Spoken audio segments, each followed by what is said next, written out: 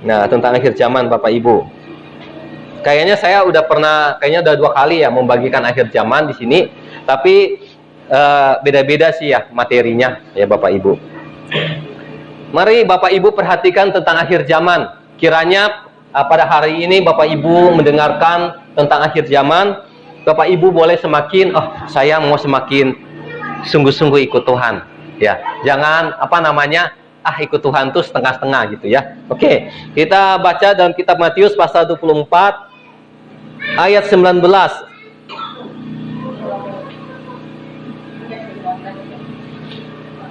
Matius pasal 24 ayat 19.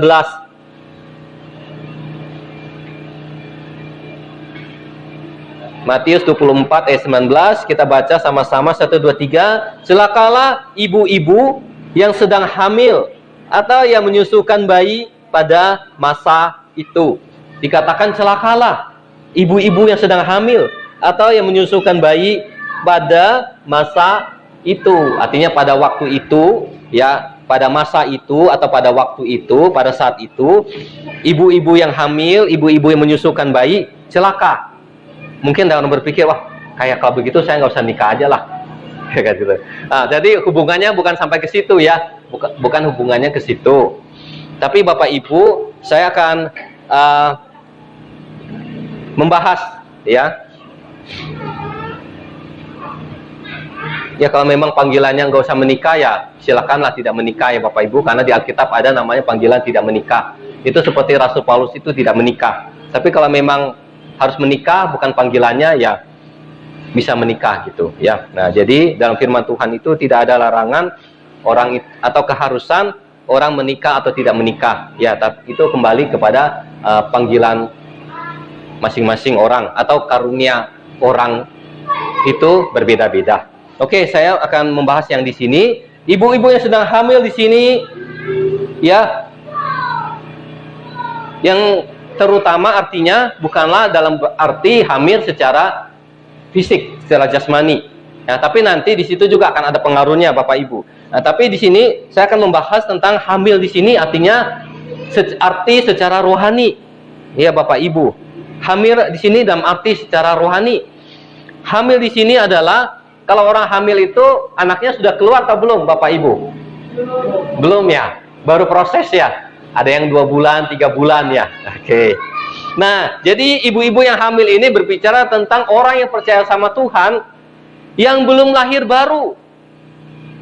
Yang belum lahir baru. Nah, belum lahir baru. Walaupun dia di KTP-nya Kristen, nah, bolehlah sebut Kristen lah. Ya, di KTP-nya atau di aktenya, tapi dia belum lahir baru. Nah, lahir baru itu artinya apa Bapak Ibu? Lahir baru itu artinya harus dibaptis air. Nah, dalam Titus pasal 3 disebut permandian kelahiran kembali. Titus pasal 3 baptisan air itu disebut permandian kelahiran kembali. Nah, jadi setiap orang percaya Tuhan harus dilahirkan kembali, lahir baru, yaitu dengan cara menerima baptisan air. Nah, kalau dia belum menerima baptisan air, dia digambarkan seperti anak yang masih dalam perut ibunya, belum lahir. Ya, belum lahir, mungkin bisa dipahami ya Bapak Ibu ya. Nah, artinya ini orang Kristen. Ya, boleh sebut Kristen atau orang percaya Tuhan, tapi belum lahir baru. Nah, Bapak Ibu lahir baru di sini, mungkin Bapak Ibu sampai kepada namanya baptisan air.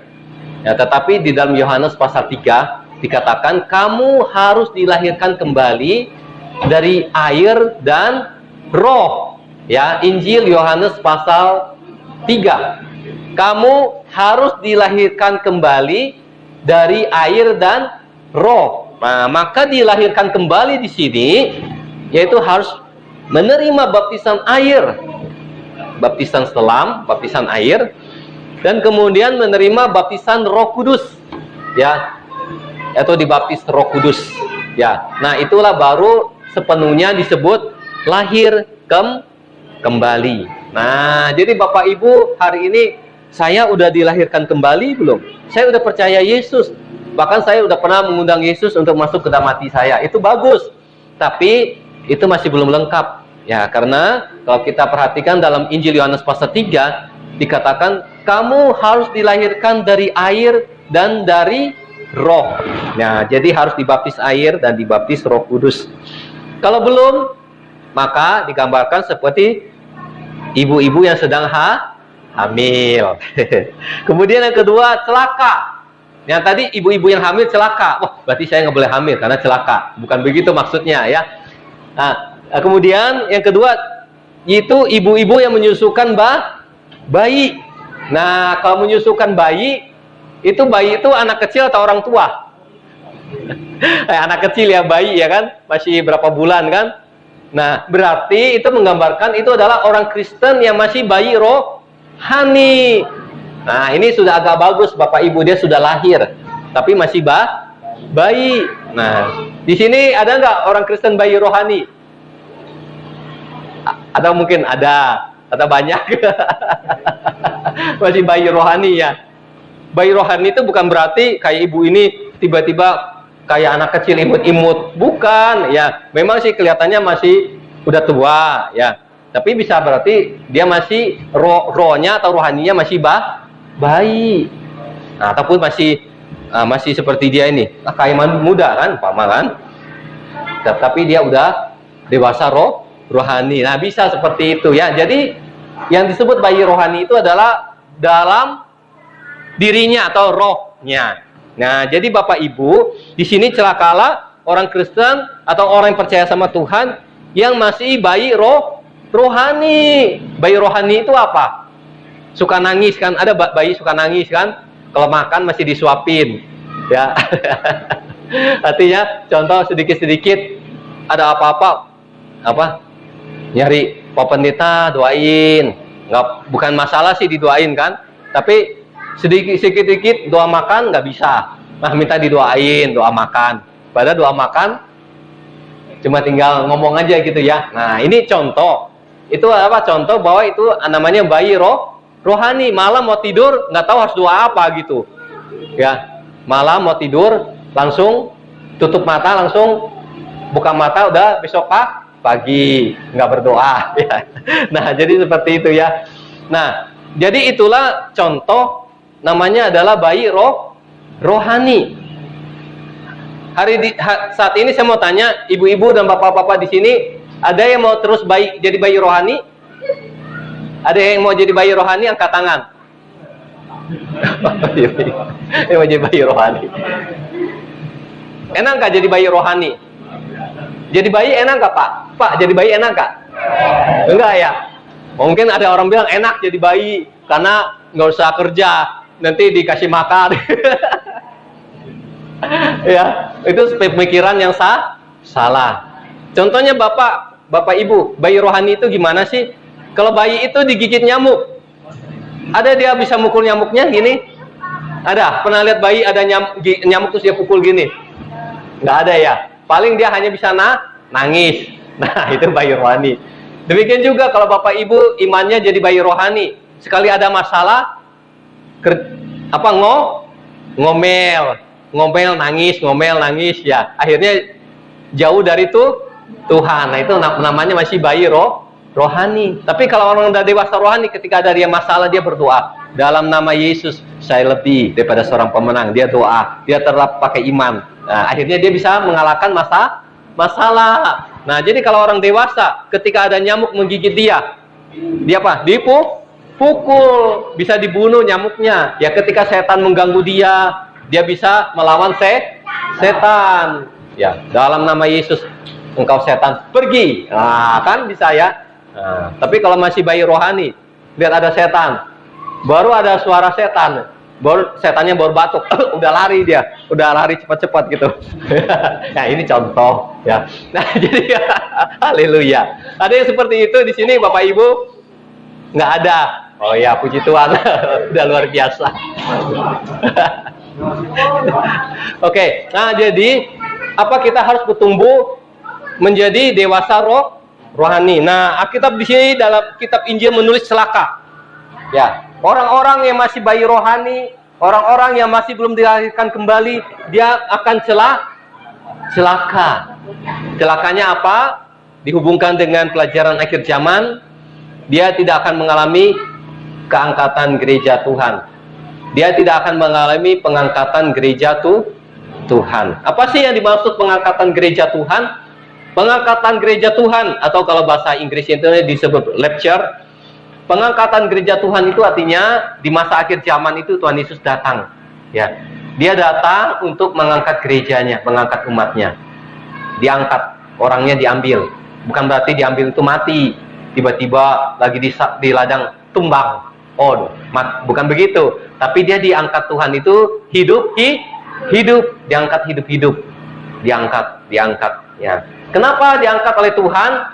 Karena Tuhan akan meluputkan dari zaman antikris atau zaman kesusahan besar. Nah, jadi orang-orang Kristen, orang-orang percaya Tuhan yang masih ada di dua golongan ini, pada waktu Tuhan Yesus datang, mereka akan tinggal. Mereka tidak akan diangkat oleh Tuhan. Nah, jadi orang yang diangkat oleh Tuhan ini bukan berbicara dia itu harus pendeta, dia harus gembala, dia harus penginjil. Nah, orang-orang biasa aja, jemaat biasa, atau ibu-ibu, atau bapak-bapak, atau anak-anak yang hidupnya sudah memenuhi standar Tuhan, ketentuan Tuhan, pada waktu Tuhan datang itu bisa diangkat oleh Tuhan. Nah, jadi orang yang diangkat oleh Tuhan itu dia diangkatnya hidup-hidup, Bapak Ibu. Tiba-tiba, kemana ya? Siapa? Pak Pujen sama istrinya kemana? Dicari-cari nggak ada. Oh, puji Tuhan, diangkat oleh Tuhan. Ini contoh ya Bapak Ibu ya, contoh. Ya, nah, jadi di Alkitab ada diberikan contoh tentang orang-orang yang tidak mengalami kematian yang diangkat oleh Tuhan. Di dalam Kejadian pasal 5 itu namanya Henok. Ya, Alkitab menulis Henok itu hidup bergaul dengan Tuhan. Dia suka bersekutu sama Tuhan. Ya, suka bercakap-cakap sama Tuhan. Ya, pokoknya dia suka dekat sama Tuhan. Nah, Alkitab menulis di Alkitab Henok itu tidak ada lagi, kata Alkitab. Ya, orang-orang mencari Henok. Ya, tetangga dia, keluarga dia mencari dia, anak-anak dia mungkin mencari dia. Mana ya Henok ini kok hilang? Nah, kalau zaman sekarang ada namanya ya, apa namanya? Bahasanya orang hilang ya, apa sih? Orang hilang, apa sih? Pokoknya ada bahasanya itu. Itu buat orang-orang yang hilang gitu, dicari-cari. Nah, demikian juga pada zaman Henok, tiba-tiba Henok itu hilang, nggak ada gitu. Di mana ya orang cari-cari dia ya? Ternyata kita menulis Henok sudah diangkat oleh Tuhan. Jadi dia bukan mati, tapi diangkat oleh Tuhan. Demikian juga dalam kitab 2 Raja-Raja. Ya, ketika Elia sama Elisa sedang berjalan, tiba-tiba kereta berapi itu dari surga itu datang. Kemudian Elia diangkat oleh Tuhan, hidup-hidup naik ke surga. Ya. Nah, ini demikian juga Tuhan Yesus, Bapak Ibu. Ya, waktu Tuhan Yesus ngomong dengan murid-muridnya, dia langsung terangkat naik ke surga. Nah, demikian Bapak Ibu untuk pelajaran akhir zaman. Sebelum masa antikristus, nanti Tuhan Yesus akan datang dulu. Tapi Tuhan Yesus tidak datang ke dunia, tetapi Tuhan Yesus itu berada di awan-awan. Ya, dia ada di langit di awan-awan, dan di situ Tuhan Yesus mengangkat gerejanya, di rapture, diangkat, ya, dibawa pergi, ya, diangkat. Nah, orang di rapture itu sebenarnya orang yang berbahagia. Kenapa Bapak Ibu berbahagia? Karena dia tidak mengalami kematian. Nah, seperti cerita Bapak Yuyada, dia senang tadi malam.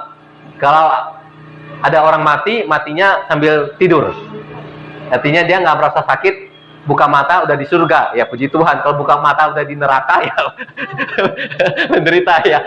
Jadi buka mata udah ya. Jadi Bapak Ibu, ada yang lebih bahagia lagi daripada itu, yaitu orang-orang yang tidak mengalami kematian. Nah, puji Tuhan kalau ada di antara Bapak Ibu di sini, ada yang nanti di rapture oleh Tuhan, ya puji Tuhan ya. Nah, di sini Alkitab menulis tentang masa antikristus atau orang kepercayaan lain disebutnya Dajjal.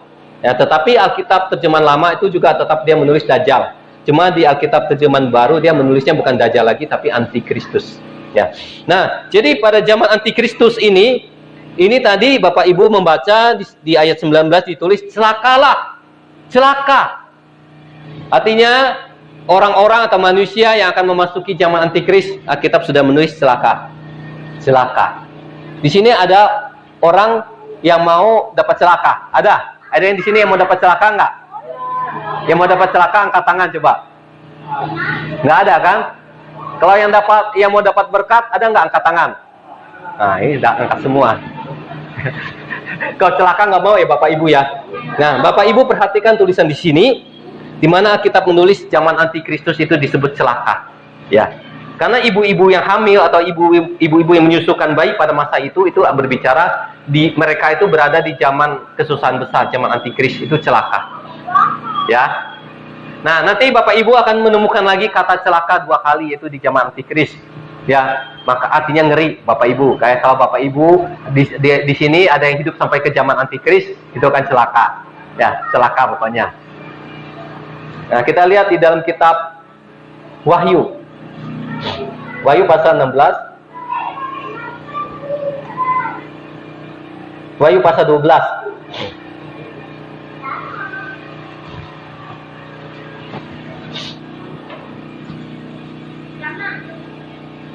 Wahyu pasal 12. Sudah ketemu? Mari kita membaca sama-sama 1, 2, 3. Karena itu bersukacitalah hai surga dan hai kamu sekalian yang diam di dalamnya. Celakalah kamu hai bumi dan laut, karena iblis telah turun kepadamu dalam geramnya yang dahsyat, karena ia tahu bahwa waktunya sudah singkat. Di sini kita menemukan kata celaka yang kedua kali, Bapak Ibu. Nah, kalau kata itu diulang sampai 2 kali, itu artinya sesuatu hal yang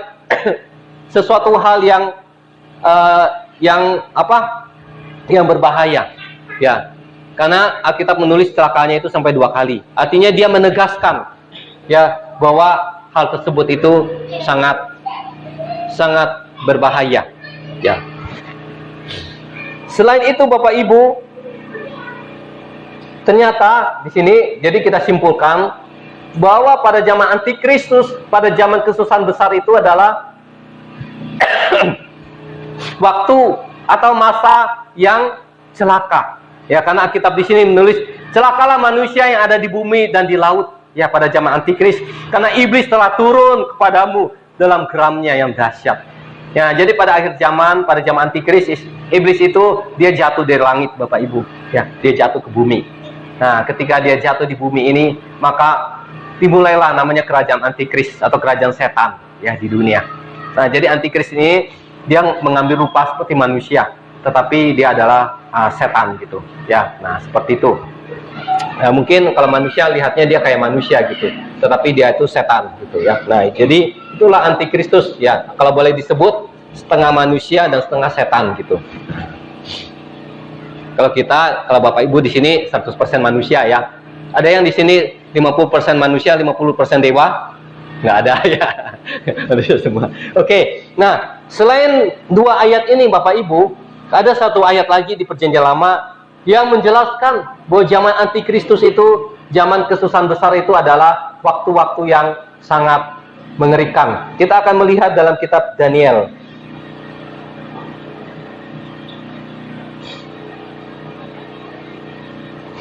Kitab Daniel pasal 12 ayat 1, Perjanjian Lama.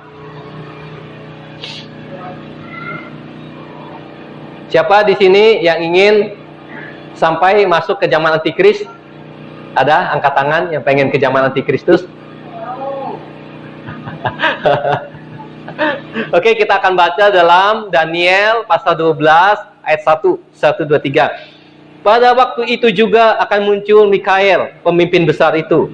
Dia akan mendampingi anak-anak bangsamu, dan akan ada suatu waktu kesesakan yang besar, seperti yang belum pernah terjadi sejak ada bangsa-bangsa sampai pada waktu itu. Tetapi pada waktu itu bangsamu akan terluput, yakni barang siapa yang didapati namanya tertulis dalam kitab itu. Amin. Pada waktu itu, nah di atasnya Bapak Ibu membaca ada tulisan namanya akhir zaman, ya, akhir zaman. Nah, pada waktu itu juga akan muncul Mikael, pemimpin besar itu. Nah, tadi di dalam Wahyu pasal 12 kita nggak sempat baca, di situ ada menulis tentang peperangan di surga, itu Mikael berperang yang melawan iblis. Ya, kemudian iblis itu kalah dan dilemparkan jatuh ke bumi. Nah, di sini kita Daniel 12 ketemu lagi ya kata Mikael. Jadi Mikael ini adalah malaikat perang atau panglima, ya panglima malaikat perang, ya panglima bala tentara Tuhan yang ada di surga. Nah, jadi kalau yang mengurus perang-perang itu Mikael, ya dia panglimanya. Kalau di Indonesia itu jenderal bintang 4. Ya itu jenderal bintang 4-nya itu Mikael, ya. Nah, jadi di sini dikatakan pada waktu itu Mikael ya akan mendampingi anak-anak bangsamu. Ya, ini kitab Daniel itu pada masa Perjanjian Lama, ya, di mana kitab Daniel ini datang kepada Nabi Daniel adalah orang Israel, orang Yahudi, ya pada zaman Perjanjian Lama. Nah, tetapi pada zaman Perjanjian Baru yang disebut umat Tuhan bukan lagi bangsa Israel, tetapi setiap kita yang percaya sama Tuhan Yesus dari segala suku bangsa, dari timur sampai barat, segala suku bangsa, apapun suku bangsanya yang percaya sama Tuhan Yesus itu disebut umat Allah. Ya, kalau pada zaman dulu itu khusus untuk bangsa Israel. Nah, tapi kalau pada zaman Perjanjian Baru, pokoknya semua bangsa di dunia yang percaya Yesus dia adalah umat Allah, dan kemudian dia disebut Israel rohani. Amin ya, Israel rohani. Nah, kalau hari ini Bapak Ibu adalah orang Israel rohani, artinya Bapak Ibu bisa menerima berkat Abraham. Amin ya. Ya, karena Alkitab menulis berkat Abraham itu dicurahkan buat keturunan Abraham, buat bangsa Israel. Tapi karena kita percaya Yesus, kita adalah orang Israel rohani, maka kita bisa menerima berkat Abraham. Amin. Nah, di sini dikatakan pada waktu itu akan ada kesesakan yang besar. Ada yang tahu apa itu kesesakan? Kesesakan itu berbicara kesusahan yang besar. Ya. Nah, pada zaman Antikristus itu akan ada kesusahan yang besar. Akan ada kesesakan yang besar. Mungkin pada waktu Bapak Ibu sekitar 2 tahun yang lalu pernah mengalami masa pandemi yang disebut COVID-19 ya Bapak Ibu. Kira-kira enak nggak pada waktu itu? Tidak enak ya? Nggak enak ya? Kalau saya pernah melihat di media sosial itu ada orang di kota besar itu sampai bunuh diri karena apa ya, nggak bisa makan atau susah dapat makan gitu. Sekeluarga itu mati bunuh diri. Ya, itu nggak enak ya Bapak Ibu. Karena apa? Itu artinya masa yang sesak atau susah ya. Nah, tapi Alkitab menulis pada zaman Antikris itu kesesakannya sangat besar. Kesusahannya sangat besar. Coba Bapak Ibu bayangin, itu lebih parah dari zaman Covid yang pernah Bapak Ibu alami beberapa tahun yang lalu. Seperti bagaimana coba Bapak Ibu bayangkan. Nah, di sini dikatakan dari sejak zaman Adam, dari sejak zaman Nuh sampai kepada zaman Antikris dikatakan belum pernah ada masa kesusahan seperti itu. Ya, belum pernah ada manusia di dunia ini mengalami masa kesusahan seperti itu. Manusia di dunia ini udah mengalami banyak kesusahan Bapak Ibu. Nah, kesusahan yang paling besar itu adalah zaman air bah. Ya, di mana semua manusia itu mati, ya. Ya, itu semuanya Tuhan kirimkan air itu ya menenggelamkan manusia. Ya, karena manusia pada zaman air bah itu banyak berbuat dosa, ya Bapak Ibu. Nah, hanya Nuh bersama keluarganya yang selamat, yaitu sekitar 8 orang. Tetapi Alkitab di sini menulis pada zaman Antikris itu melebihi zaman air bah, kesusahannya, penderitaannya melebihi zaman air bah. Nah, nanti silakan Bapak Ibu pulang ke rumah bayangin, ada waktu bayangin. Jadi kalau susahnya lebih susah dari zaman air bah, susahnya kayak gimana ya? Menderitanya kayak gimana ya? Maka tadi saya bertanya, ada Bapak Ibu yang mau sampai ke zaman Antikris? Nggak ada ya, masih mikir-mikir ya. Nah, artinya Bapak Ibu puji Tuhan, sehat pikirannya. Kalau nggak sehat pikirannya, saya mau ke zaman Antikris. Tapi karena semuanya cerdas, karena tahu itu sesuatu yang tidak baik, yang susah, maka nggak mau ya Bapak Ibu. Amin ya. Nah, itulah zaman Antikristus itu disebut masa kesusahan besar. Ya, melebihi zaman air bah. Manusia juga di dunia udah banyak mengalami kesusahan Bapak Ibu. Ada yang namanya kesusahan kelaparan, kesusahan bencana-bencana alam. Ya, tapi pada zaman Antikristus itu melebihi ya, melebihi kesusahan yang pernah dialami oleh manusia ataupun oleh nenek moyang kita. Nah, jadi Bapak Ibu bayangkan gimana ya susahnya ya, gimana susahnya ya, seperti itu. Nah, jadi orang-orang yang percaya sama Tuhan atau umat Tuhan atau orang Kristen tadi, yang dua golongan ini akan memasuki zaman antikris. Walaupun dia orang Kristen, walaupun dia orang percaya Tuhan, walaupun dia sering ke gereja, bahkan walaupun dia pelayanan, bahkan walaupun dia pendeta, gembala. Ya, kalau dia hidupnya tidak sesuai kehendak Tuhan, maka mereka akan tertinggal, akan memasuki zaman antikris. Ya.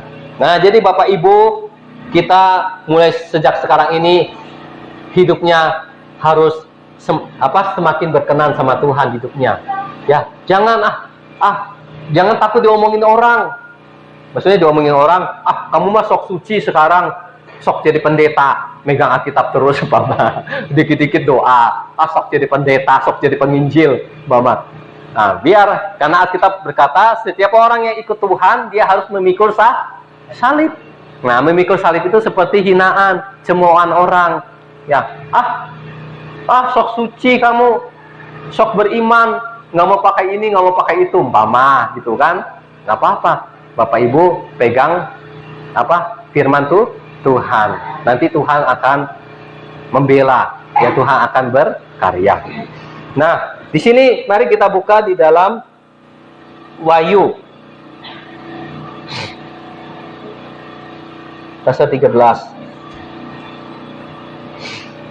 Saya bagikan sama Bapak Ibu singkat aja ya, nggak usah terlalu panjang. Nanti panjang sampai sore belajar terus, belajar terus ya. Jadi saya singkat aja.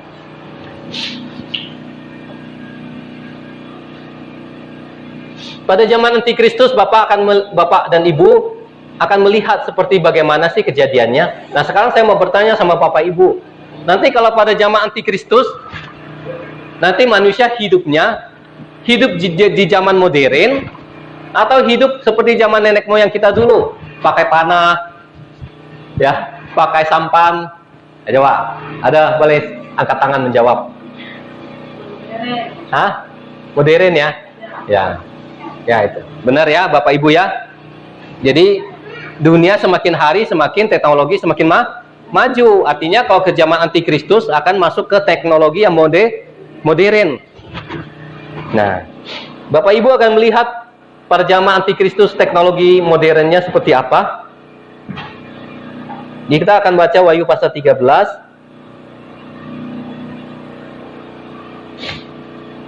ayat 15 sampai 18. Wahyu pasal 13 ayat 15 sampai 18, kita baca sama-sama 1, 2, 3. Dan kepadanya diberikan kuasa untuk memberikan nyawa kepada patung binatang itu, sehingga patung binatang itu berbicara juga dan bertindak begitu rupa, sehingga semua orang yang tidak menyembah patung binatang itu dibunuh. Dan ia menyebabkan sehingga kepada semua orang, kecil atau besar, kaya atau miskin, merdeka atau hamba, diberi tanda pada tangan kanannya atau pada dahinya. Dan tidak seorang pun yang dapat membeli atau menjual selain daripada mereka yang memakai tanda itu, yaitu nama binatang itu atau bilangan namanya. Yang penting di sini ialah hikmat. Barang siapa yang bijaksana, baiklah ia menghitung bilangan binatang itu, karena bilangan itu adalah bilangan seorang manusia, dan bilangannya ialah 666. Jadi antikristus atau dajjal atau manusia durhaka, dia mempunyai kode angka rahasia, yaitu di ayat 18 666. Jadi 6-nya ada 3 kali. Nah, di sini ada bapak-bapak yang ada tatonya 666. Wah, kalau ada ini harus didoakan. Ada di sini tatonya 666. Nah, ini bercanda aja Bapak Ibu ya. Ini adalah apa? Tanda antikristus. Nah, jadi tanda antikristus ini sudah ada di dunia. Ya, sudah ada orang-orang yang pakai tanda 666 ini, bahkan ada teknologi-teknologi yang pakai 666. Ya, bahkan Bapak Ibu yang suka buka internet, itu Chrome itu, buka internet itu dibentuknya dari 666. Dari 6, muter lagi 6, itulah logo dari Chrome. Artinya Bapak Ibu, ya, seluruh dunia ini sudah hampir dikuasai oleh antikris. Artinya seluruh dunia ini sudah hampir dikuasai oleh antikris ya. Kalau boleh kita buat persentasenya itu udah berapa persennya, udah berapa puluh persennya Bapak Ibu. Tinggal nunggu waktunya. Nah, kalau udah sepenuhnya, nanti baru antikristus muncul ke dunia. Haleluya. Ya. Nah, Bapak Ibu. Nah, di sini pada zaman antikristus ada teknologi yang begitu canggih Bapak Ibu, sehingga patung itu bisa berbicara. Nah, patung yang berbicara ini Bapak Ibu udah bisa pahami itu sekarang itu robot. Ya, ada robot-robot seperti di Cina saya lihat itu udah seperti manusia itu udah bisa ngomong, udah bisa bertindak. Ya, bahkan ada orang tuh beli robot itu untuk jadi apa? Melakukan pekerjaan di rumah dalam bentuk manusia. Nah, nanti di zaman antikris dia akan semakin canggih lagi, ya. Karena robot-robot ini dikasih program kepintaran, kecerdasan namanya AI. Nah, AI. Nah, dia bisa jadi kayak manusia gitu ya, Bapak Ibu. Nah, kenapa Bapak Ibu? Ya. Oke, jadi sekarang sudah ada robotnya ya Bapak Ibu. Pernah melihat di video di media sosial ada ya? Nah, itu sudah ada. Tapi Bapak Ibu perhatikan, nanti di zaman antikris teknologinya semakin bertambah, itu akan semakin disempurnakan lagi nanti robot-robotnya ya. Dia akan seperti manusia. Nanti Bapak Ibu udah nggak bisa membedakan manusia lagi nanti. Siapa tahu yang ada di depan Bapak Ibu itu di pasar itu bukan manusia lagi, robot. Ya.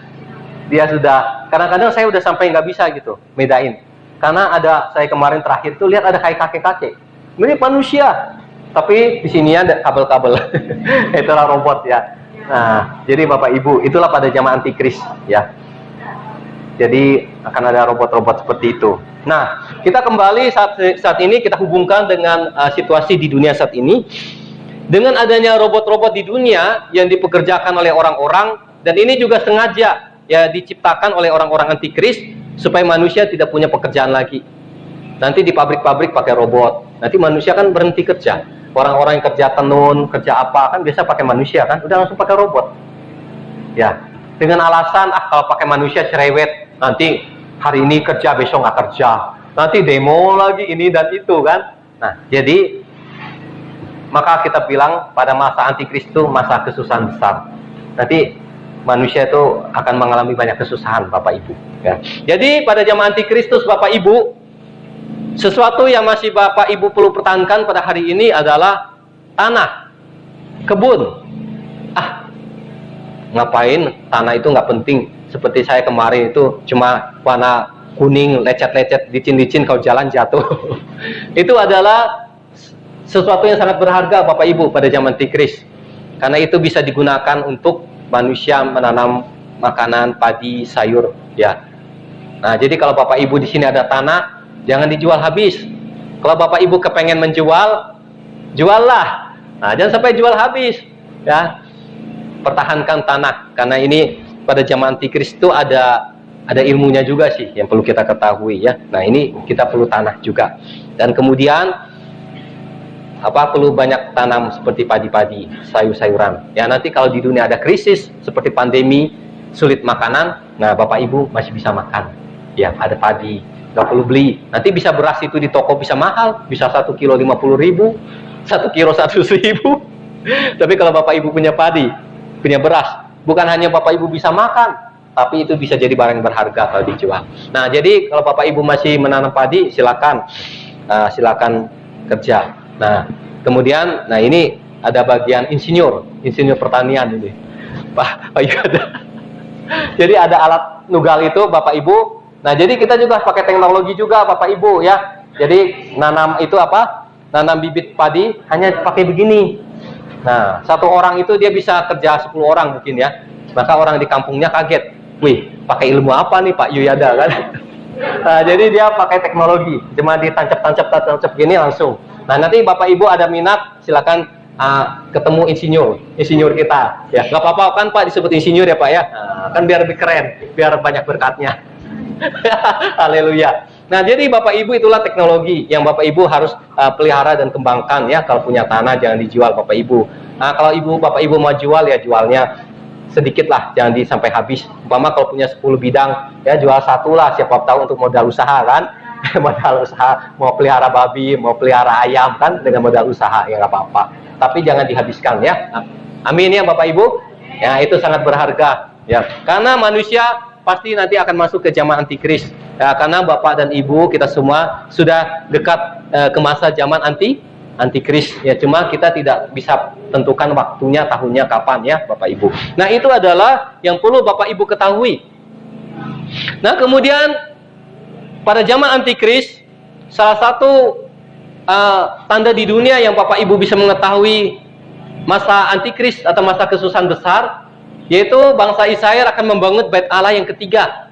Nanti kalau Bapak Ibu suka buka HP, internet, atau media sosial, tiba-tiba Bapak Ibu dengar, oh, bangsa Israel mau bikin bait Allah yang ketiga. Nah, kalau bangsa Israel sudah mulai bikin bait Allah yang ketiga, maka siap-siaplah, antikristus itu akan segera muncul, ya. Karena Alkitab menulis bahwa antikristus akan menyatakan dirinya di bait suci yang ketiga, di Yerusalem, ya, di bait Allah yang ketiga. Nah, jadi bait suci yang ketiga, Bapak Ibu, itu dibangun tidak perlu waktu bertahun-tahun. Tidak perlu 10 tahun, 20 tahun seperti kita sekarang ini, atau berapa tahun ya.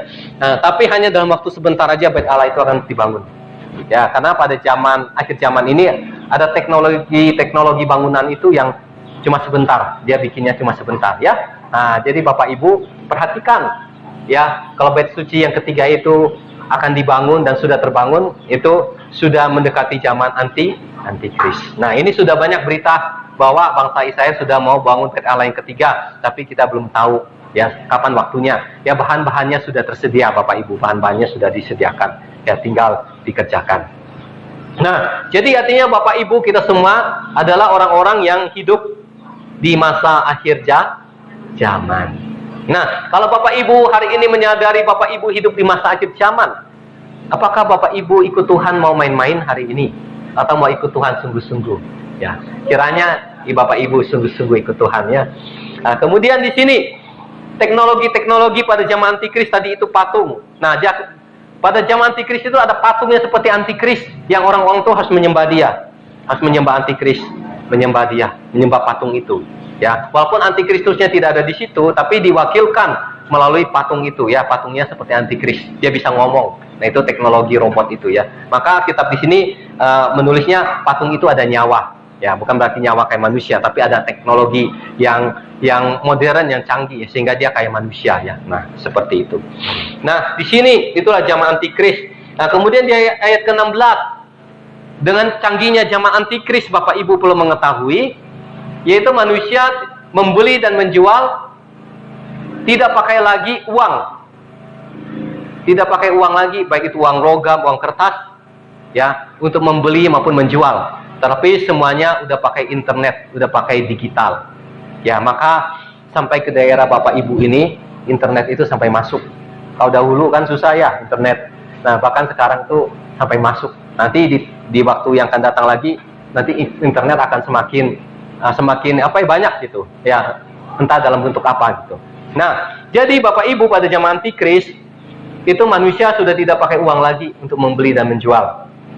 Tapi ini yang harus Bapak Ibu perhatikan,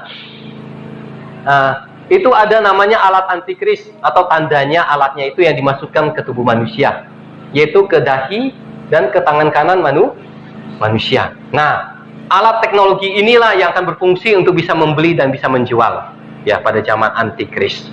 Nah, boleh nggak kita menerima tanda itu? Nanti saya nggak bisa ini kan, nanti ada di dalam kitab Wahyu yang pasal-pasal selanjutnya, nanti Bapak Ibu bisa cari. Itu dikatakan bahwa setiap orang yang menerima tanda antikris, yaitu di tangan dan di dahinya, dia akan dihukum oleh Tuhan. Pertama, dia akan kena bara. Bara itu kayak penyakit bisul-bisul, mukanya sakit gitu. Itu pertama. Kemudian yang kedua, dia akan dihukum dilempar ke lautan api. Nah, jadi orang yang menerima tanda antikris ini tidak bisa seperti begini Bapak Ibu. Contoh, dan menerima tanda antikris, oh Tuhan, saya minta ampun, saya terpaksa karena pengen beli Indomie Bapak gitu kan. Saya terpaksa minta ampun lah Tuhan, nangis-nangis gitu. Oh, terus Tuhan ampuni, nggak apa-apa lah, saya maafkan kamu. Nah, jadi di zaman antikristus tidak seperti itu, tidak bisa. Nah, kalau pada zaman sekarang berbohong sedikit, oh ya Tuhan minta ampun ya, Tuhan masih maklumi. Nah, tapi dalam hal antikristus ini, dalam hal tanda antikris atau yang disebut tanda binatang ini, nggak bisa Bapak Ibu. Kalau sudah dipakai, sudah dipatenkan ke tubuh manusia, itu tidak bisa diampuni lagi. Tidak bisa diampuni lagi biar dia panggil Pak Pendeta, 10 pendeta doain saya sambil dia nangis-nangis. Didoain sampai pendetanya pun ikut nangis juga kan. Udah nggak bisa Bapak Ibu. Nah, itu ibaratnya kalau kata orang sudah ketok palu. Ya, sudah tidak bisa lagi. Nah, jadi ini perlu diperhatikan oleh Bapak Ibu bahwa tanda binatang, tanda antikris ini tidak bisa diminta ampun. Ya, di Alkitab itu ada dosa yang tidak bisa diminta ampun, ada 2 macam dosa yang tidak bisa minta ampun. Kalau mencuri masih bisa. Bahkan orang berzina masih bisa.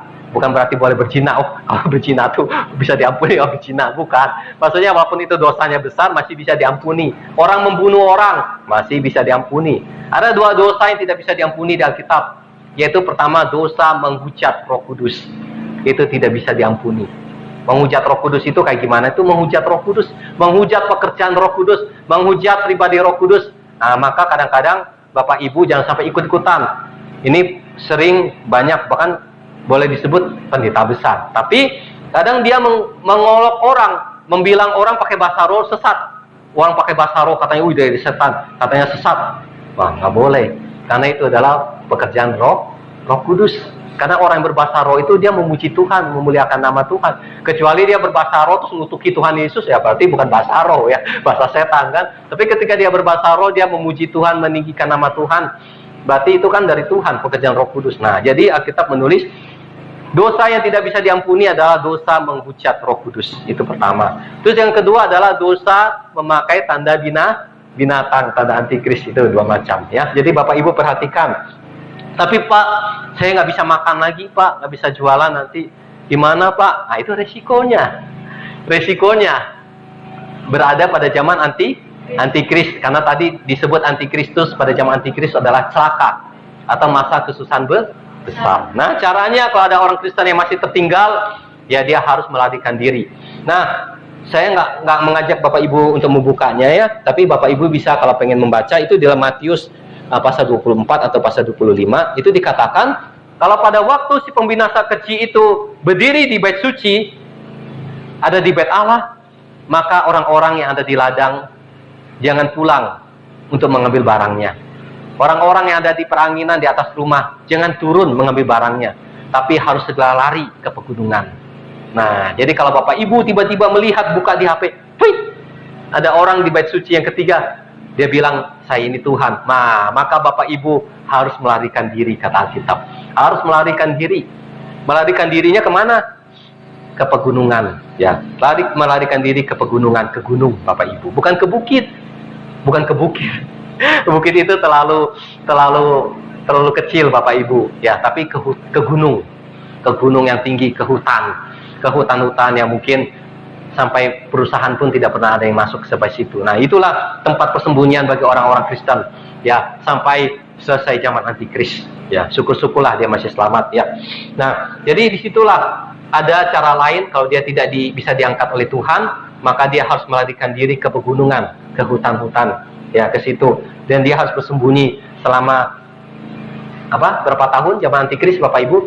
3 tahun 6 bulan. Nah, zaman antikristus itu 3 tahun 6 bulan. Tapi di dunia ini banyak bencana, banyak peperangan, ada perang dunia ketiga, ada banyak bencana, ada meteor jatuh, ada pokoknya macam-macam lah di dunia.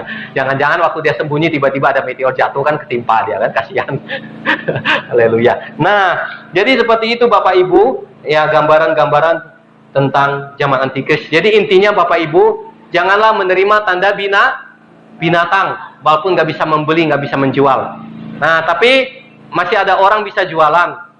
Ya, kalau Bapak Ibu ada yang punya emas, walaupun itu dia bisa tukar. Walaupun dia nggak punya, dia tukar sama minyak goreng, dia bisa tukar emasnya. Karena orang yang jualan itu pengen punya emas juga kan, pengen punya kalung juga. Ya udahlah, saya tukar aja lah. Nah, bisa juga seperti itu ya Bapak Ibu. Atau mungkin yang zaman dulu disebutnya barter. Ya, tetapi itu juga tidak aman ya, karena nanti kalau ada orang melihat dia itu, dia dilaporkan, si Pak ini siapa? Pak John belum pakai tanda binatang tapi masih keliaran di kampung. Buat tangkap aja dia kan. Ini contoh ya Pak ya. Jadi semua orang tuh harus melarikan diri. Ya, bukan melarikan diri ke kampung-kampung lagi, ke desa, tapi harus ke pegunungan, ke hutan. Nah, jadi kita bagikan firman Tuhan sama Bapak Ibu supaya Bapak Ibu nanti tahu akhir zaman seperti bagaimana. Kalau seandainya ada yang ketinggalan, dia harus bagaimana. Tapi jangan sampai menjadi Yudas, artinya menjual itu Tuhan. Daripada saya menderita nggak apa-apa, terima tanda binatang. Daripada saya nanti disiksa, mati enggak, hidup enggak, disiksa sampai berminggu-minggu, berbulan-bulan, mati enggak, hidup enggak, disiksa. Udahlah, saya terima tanda binatang karena nggak tahan siksaan ya. Makanya kalau nggak tahan, ya sungguh-sungguhlah ikut Tuhan supaya diangkat oleh Tuhan. Nah, jadi seperti itu Bapak Ibu tentang akhir zaman. Kemudian ya, tanda binatang ini Bapak Ibu yang dialami oleh manusia, ya, ada berbagai pandangan bahwa tanda binatang ini sudah dimasukkan ke tubuh manusia. Ada juga yang bilang belum, ya, karena ada berbagai pandangan. Bahkan dalam pandangan gereja ada yang berpendapat tanda binatang ini sudah dijalankan, ada juga tidak. Maksudnya seperti apa sih? Nah, pada waktu orang-orang menerima yang disebut suntikan-suntikan, nah, ada berbagai pandangan gereja hamba-hamba Tuhan, ada di luar hamba Tuhan atau di luar gereja, itu berpendapat ada sesuatu barang yang tidak baik, ya, ada tanda antikris yang dimasukkan ke tubuh manusia. Nah, karena itu ada orang-orang yang tidak mau menerima hal-hal tersebut, ya, ketika dijalankan mungkin di desa-desa, di kampung-kampung, ya, dengan alasan untuk kesehatan. Nah, itu ada, ya. Nah, tetapi seandainya ada orang-orang yang sudah menerima, tidak perlu takut, ya. Wah, kayaknya saya nih bisa celaka. Nggak perlu takut. Nah, jadi banyak solusinya. Nah, Bapak Ibu bisa berdoa sama Tuhan, bisa minta ampun karena mungkin tidak tahu. Ya, bisa berdoa minta Tuhan, kemudian didoakan, kemudian bisa mengikuti pelayanan pentahiran. Nah, jadi itulah salah satu kegunaan pentahiran untuk melepaskan dari barang-barang yang tidak baik, ya, yang ada di tubuh manusia. Tetapi pada zaman antikris nanti barang-barang itu lebih berbahaya lagi. Itu udah nggak bisa lagi, udah paten namanya, ya. Nah, tapi untuk saat ini masih bisa ditolong lah, masih bisa ditolong. Tapi jangan dicoba lagi. Ya, ini berbahaya, ya Bapak Ibu, karena banyak kasus-kasus yang terjadi. Ada orang yang langsung mati pun ada banyak penyakit-penyakit. Ya, saya tidak bisa membahas, ya. Hanya garis besarnya aja. Tinggal Bapak Ibu minta hikmat bijaksanaan dari Tuhan, ya, untuk memahami hal-hal yang ada di dunia ini. Mari Bapak Ibu, ya, semakin setia sama Tuhan, semakin rajin berdoa, rajin baca Alkitab, ya, setia juga beribadah dan setia melayani. Tuhan Yesus memberkati. Amin.